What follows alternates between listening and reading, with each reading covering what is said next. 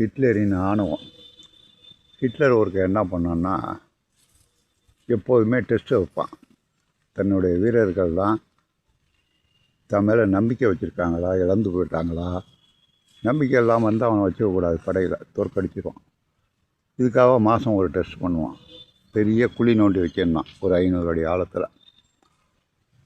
அவன் திடீர்னு யாராச்சும் இந்த கூட்டத்தை கூட்டி, படைத்தலைவர்கள் போர் வீரர்கள்லாம் கூட்டி திடீர்னு ஒருத்தனை சுட்டி காமிச்சு அப்படியே அந்த குழியில் விழுவான்.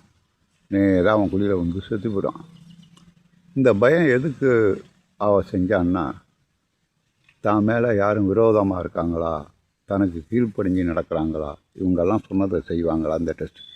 இதுக்காகவே பயந்துக்கிட்டு அவன் கீழே எல்லாருமே அடிமையாக இருந்தானோ, அவன் சொன்னதை செஞ்சுக்கிட்டே இருந்தானோ. இதுதான் ஹிட்லரோட ஆணவம். புரியுங்களா?